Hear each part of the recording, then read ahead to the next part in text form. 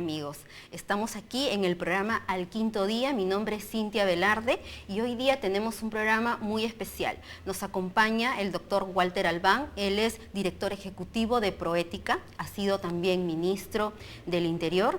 Y con él vamos a hablar sobre un tema muy sensible, un tema muy importante, que es la lucha contra la corrupción. En estos últimos días se han visto una serie de hechos lamentables. Ha sido destituido un fiscal supremo, un grupo de jueces está siendo procesado por el caso Orellana, asimismo se sigue desmontando este aparato mafioso y hace poco ha sido sentenciado un exministro aprista por hechos también lamentables. Y bueno, le agradecemos por estar aquí en este programa y primeramente estos hechos, esta andanada de hechos, ¿qué significado, qué refleja? Estamos viviendo realmente una situación muy compleja en el tema de la corrupción. Sí, gracias por la invitación y creo que no hay duda de que estamos viviendo una situación compleja, pero quisiera también precisar de que esto no es un tema que ocurre ahora, viene de algún tiempo atrás, ¿no es cierto? Y yo lo he señalado antes y me gustaría reiterarlo. A lo que estamos asistiendo es por lo menos a determinado tipo de decisiones, ¿no? Y actuación de instituciones como el Poder Judicial o el propio Ministerio Público en este momento, que están de alguna manera recuperando, ¿no es cierto?, la capacidad de comenzar a actuar dentro de lo que es el campo de sus competencias para tratar de revertir esta situación. Entonces, a mí me produce más bien cierta expectativa positiva lo que viene ocurriendo. Es cierto que es lamentable y es cierto también que hay varias cuestiones que tienen que seguirse investigando todavía más a fondo porque estamos probablemente apreciando solo una parte menor del problema que en este momento estamos atravesando en el país, pero ya creo que es un síntoma sano que esto se esté produciendo. O sea, doctor, claro, el descubrimiento de estos hechos, que la justicia esté actuando, cosa que de alguna manera en el pasado como que no se veía, ¿no? O era muy lento. Ahora usted ve un cambio de actitud en el Ministerio Público, en el Poder Judicial. ¿Cree que las cosas están empezando a andar? Por supuesto, vamos a tomar ejemplos concretos. Cuando estaba yo en el Ministerio del Interior, precisamente estábamos en la investigación a través de la Procuraduría, que ve los temas que tendrían que ver con crimen organizado, ¿no es cierto? La Procuradora Príncipe, habían llevado con el equipo especial de policía una investigación prolija, muy cuidada, sobre el tema Orellana, porque obviamente, si bien esta persona estaba implicada en una serie de hechos delictivos, lo importante era documentar esto de manera suficiente como para que luego no pudiera, en base precisamente a lo que ahora se conoce mejor, las conexiones que tenía Ministerio Público, Poder Judicial, etcétera, pudiera evadir, ¿no?, la justicia y pudiera evadir la responsabilidad. Pues esta investigación, que había tomado un tiempo largo, prolongado por la complejidad del caso, estuvo a punto de caer, porque precisamente de la Corte de Ucayali, ¿no?, se dio trámite a un proceso constitucional por el cual ordenaban que este expediente fuera a Ucayali, incluso con la información que había sido proporcionada por colaboradores eficaces o por personas que querían mantener en reserva su actuación, ¿no es cierto? Entonces, esto hacía peligrar todo. A eso se prestaba la Corte de Ucayali. O cuando, por ejemplo, se produjo el primer atentado contra el señor Nolasco, ¿no?, que después fue finalmente asesinado.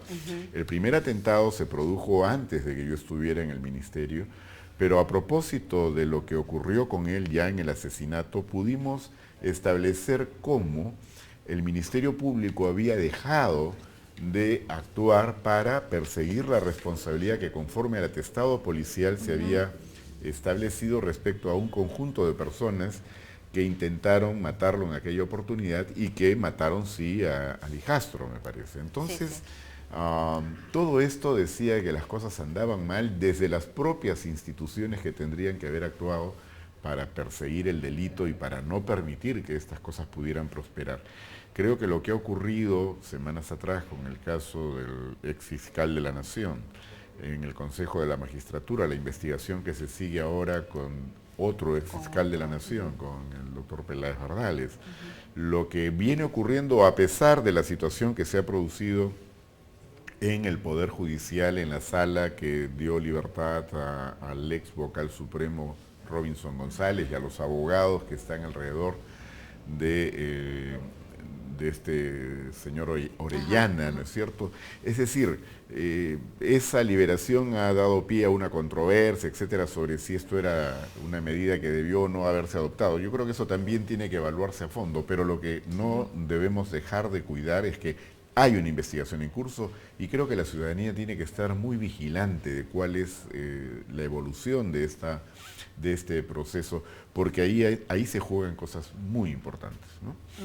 En el marco del trabajo que desarrolla la Comisión de Alto Nivel Anticorrupción, precisamente allí se conjugan todos los actores. Está representantes del Ministerio Público, del Poder Judicial, del Ejecutivo, está Proética, me parece también. Sociedad civil en general. ¿Cree usted que el trabajo desarrollado a nivel de esta comisión está empezando a dar resultados por, digamos, las evidencias que tenemos, que se ven ya algunos síntomas de que esto está marchando bien? A ver, yo creo que hay que tener clara dimensión de lo que significa una instancia como la Comisión Anticorrupción. Es decir, ese es un espacio de encuentro de instituciones fundamentalmente del Estado, pero con participación limitada, porque no es, digamos, en la misma situación en la que participan todos de sociedad civil. Yo creo que esto es un paso positivo, pero lo que no hay que esperar es que de esa instancia, ¿no es cierto?, se produzcan ya resultados inmediatos, porque como hemos podido apreciar, a veces las instituciones no están del todo bien conducidas o no hay un compromiso efectivo con aquello que se declara. Sin embargo, el que existe el espacio permite que estas cosas puedan aflorar más rápidamente y donde además se pueda plantear algún tipo de demanda a estas instituciones para que cumplan con aquello que se supone que son acuerdos o compromisos que todos han asumido.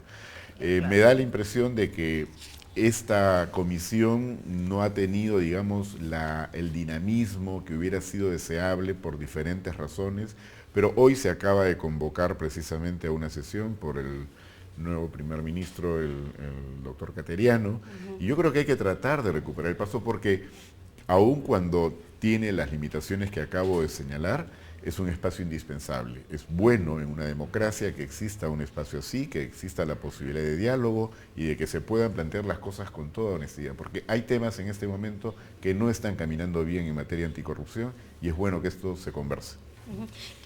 Y hablemos de ese tema. ¿Qué estrategias están bien implementadas y qué falta fortalecer en la lucha contra la corrupción? Yo diría que por el momento lo que hay es aspiración en común, ¿no es cierto?, de tener un avance significativo para erradicar la corrupción. Pero de que se hayan obtenido logros suficientes, no, todavía estamos lejos. Por ejemplo, un cambio fundamental en el Perú fue que a partir del año 2001, y con el presidente Paniagua en ese entonces como gobierno transitorio, se dictaran las primeras medidas sobre acceso a la información pública y transparencia en el Estado. Yo creo que sobre eso se ha legislado después, ya durante el gobierno del presidente Toledo, ¿no?, con el Congreso del año 2001, me parece, la ley de transparencia, ¿no? Lo primero del presidente Paniagua fueron decretos supremos, pero en la misma dirección. Allí se produjo un cambio significativo. Ahora se hace evidente, o por lo menos somos más conscientes de que los ciudadanos tenemos derecho a saber, derecho a conocer toda información que esté dentro del aparato del Estado, pero esa información, por supuesto, tiene algunas excepciones cuando son casos especiales que la ley expresamente contempla. Pero ¿qué está pasando, por ejemplo, en este momento? El Consejo de la Magistratura procesa al ex fiscal de la Nación, o se investiga al fiscal de la Nación, Peláez Bardales. Uno quiere saber en qué consisten los cargos que en este momento se vienen evaluando o investigando. Entra a la página web, no hay información, o no se encuentra. ¿no? Uno quiere saber dónde está la resolución de la sala que ha dado libertad al juez, al ex juez supremo Robinson González y a los abogados del Grupo Orellana, y no está la resolución publicada, ¿no? Proética la acabamos de pedir oficialmente a la presidenta de la Sala Nacional. Es decir, la información tiene que fluir, no puede ser que se mantengan estas cosas en reserva o en un nivel en el cual no se hacen accesibles. Otra dimensión del problema es cuando se publica mucha información, pero como algunos la califican encriptada. Es decir, quien ingresa a eso no puede entender de qué se trata, ¿no? Entonces, tenemos todavía que avanzar mucho en esa dirección. El día que tengamos una información suficiente, amplia, bien planteada o bien expuesta para que pueda ser fácil de entender, el Perú habrá dado un paso significativo, enorme, ¿no?, en la lucha contra la corrupción. Y así como esto hay cantidad de cosas que tienen todavía que ser abordadas. El Perú forma parte de este gobierno abierto que también incluye a más de 60 países, ¿no?, destinados a mejorar los mecanismos de acceso a la información estatal. ¿Cómo estamos allí? Bueno, estamos mal porque Perú, muy bien, se sumó a esta iniciativa donde hay más de 60 países. Lo de gobierno abierto va en la misma dirección de lo que acabo de señalar sobre acceso a la información, pero no hemos cumplido los compromisos a los que de los que nos habíamos hecho responsables, no todos por lo menos, ¿no? Entonces había un reclamo, incluso ha habido una llamada de atención al Perú por no haber cumplido en esto. Entiendo que a la reunión del año pasado sobre gobierno abierto no asistió una delegación oficial, no se ha cumplido con aprobar el plan para el gobierno abierto con participación de sociedad civil. Por eso nosotros también como Proética, bueno, apenas me enteré de este asunto y en conversación con el Consejo Directivo nos hemos dirigido al Premier Cateriano para pedirle que esto no continúe así, que ¿Esto podamos... se va a ver en esta comisión? Entiendo que se va a ver, y yo entiendo también que la convocatoria, entre otras cosas, para hoy y donde se va a plantear la renovación de la presidencia de esta comisión, el nombramiento de una persona que asuma ya como titular, digamos, la Secretaría Ejecutiva, etcétera, está en la dinámica precisamente de recuperar esto que habíamos de alguna manera descuidado. Yo creo que estamos todavía en posibilidad de poder revertir esto, pero es indispensable hacerlo y que estemos muy claros. Pero existe la voluntad, se ha convocado la reunión y se va a Yo tocar. tengo esa expectativa, así es.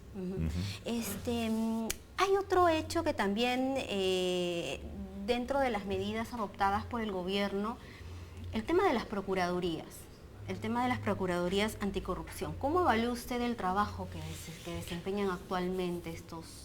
Bueno, en términos generales es un trabajo positivo, por supuesto, pero yo creo que lo que estamos también apreciando a propósito de todas las situaciones que se han producido, por ejemplo, esta discusión entre los fiscales y los jueces sobre quién tuvo razón, cómo se interpretó la norma, lo que ocurre con la investigación policial y la relación con el Ministerio Público, o lo que también se presenta con ocasión de la actuación de las procuradurías, nos muestra que el diseño institucional del Estado no camina bien. Nos enfrentamos a crimen organizado y este crimen organizado no son islas, ¿no? Estamos viendo cómo hay vinculación entre narcotráfico, trata, lavado, ¿no? Hay una serie de vasos comunicantes en esto. Yo tengo la impresión de que hay que caminar a una unificación de las procuradurías, porque los recursos siempre son escasos y hay que tener entonces lo que yo llamaría una procuraduría contra el crimen organizado, que tenga áreas especializadas, ¿no es cierto?, pero que no esté en cada una caminando por su lado, porque mientras nos mantengamos así, el crimen nos lleva ventaja. Esta procuraduría que usted propone debería entonces englobar a todos los, a todas las procuradurías que existen en la actualidad. Todas las que tienen que ver con crimen organizado. Entonces la de lavado, la de narcotráfico, incluso la de terrorismo y la de corrupción, todas estas deberían estar bajo una conducción y los recursos humanos y materiales deberían estar todos, ¿no?, consolidados para ser aplicados discrecionalmente en función de aquello que merezca mayor atención o prioridad en determinado momento y para que la información fluya entre ellos. Yo creo que esta separación hoy día no es buena. porque el crimen actúa organizadamente, entonces también el Estado tiene que ponerse, digamos, en capacidad de poder responder con mayor eficiencia a ese reto, ¿no? Esa propuesta se va a hacer formal, me imagino, cuando ustedes participen. Yo la tengo planteada, bueno, no soy el único que lo ha pensado así, hay otras personas que también han coincidido en esto antes, y creo que sería bueno que en este caso Proética pueda plantear institucionalmente la propuesta, y ahora lo tenemos como uno de los puntos de discusión con el Consejo Directivo, ¿no? ¿Y cómo evalúa el trabajo que se ha desempeñado para recuperar estos dineros que fueron a parar, ¿no?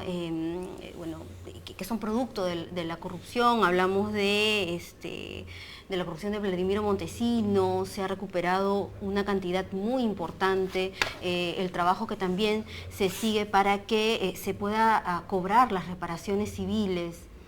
Sí, bueno, lo que se recuperó inicialmente, digamos, fue lo que dio origen a este fondo que se calificó como el FEDADOI, ¿no? Sí, el FEDADOI. A mí y desde la Defensoría del Pueblo en aquella época hicimos alguna crítica al asunto porque se manejó de manera, creemos, poco ortodoxa, por decirlo menos, ¿no? La forma en que se fueron aplicando los recursos, la manera en que esto no se incorporó como debió ocurrir al presupuesto público propiamente.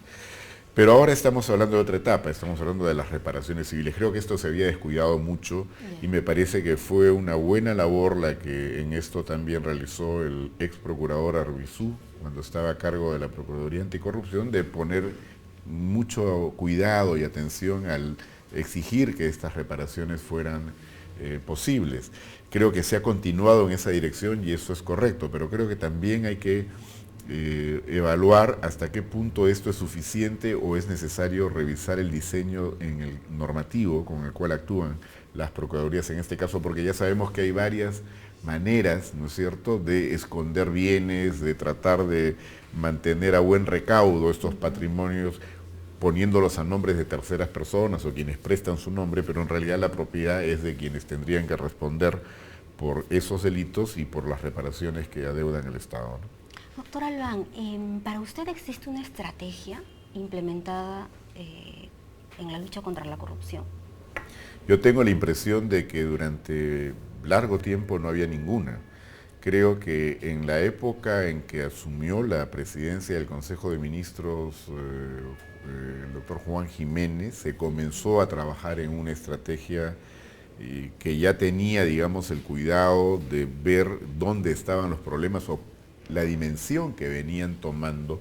Y esto lo digo porque cuando llegué al ministerio, o sea, cuando me incorporo al gabinete en noviembre del 2013, yo encontré ya un trabajo avanzado, por ejemplo, en las investigaciones que tenían que ver con esta organización del señor Orellana o con otras organizaciones, ¿no es cierto?, en diferentes campos de la criminalidad, pero creo que esto necesita, como dije antes, una reformulación. No es suficiente. Lo que me parece es que la dimensión del problema es mucho mayor a la que pudo advertirse a un inicio y en consecuencia ahora habría que prestar mucha más atención a todo lo que requiere el Estado para poder atender eficientemente el problema grave que estamos enfrentando. Un punto que me parece importante señalar, porque a veces la ciudadanía no tiene esto muy presente, es que este crimen organizado tiene que ver con el crimen callejero.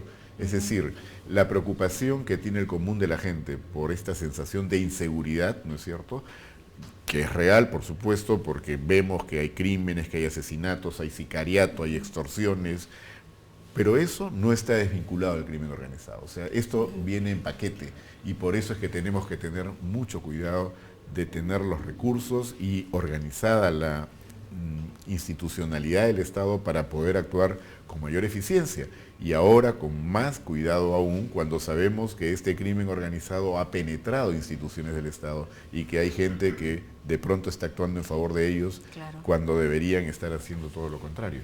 ¿Y la parte normativa tiene un peso importante? Sin duda la parte normativa tiene un peso importante y tiene que ser trabajada con mucho más cuidado.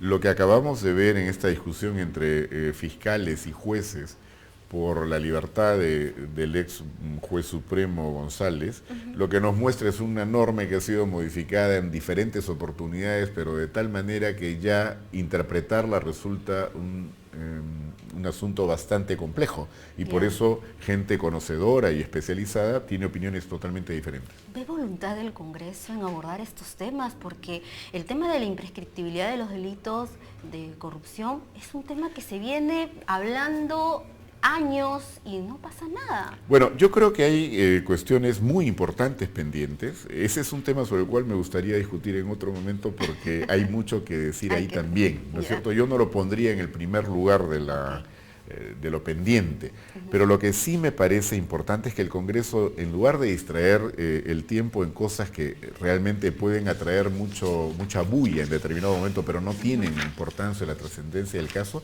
se ocupe de las normas que tienen que ser llevadas adelante o puestas en vigencia, como las que van a derivar del trabajo precisamente desarrollado a través de la Comisión Nacional Anticorrupción, o por ejemplo lo que ha propuesto el Ejecutivo a través de la Unidad de Inteligencia Financiera, darle a esa unidad, a esa oficina, la posibilidad de actuar con mucha más eficiencia en la cuestión de lavado, que es en realidad un tema muy importante dentro de todo este conjunto al que hemos hecho referencia del crimen organizado.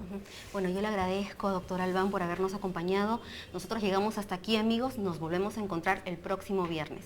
Muchas gracias. Permiso.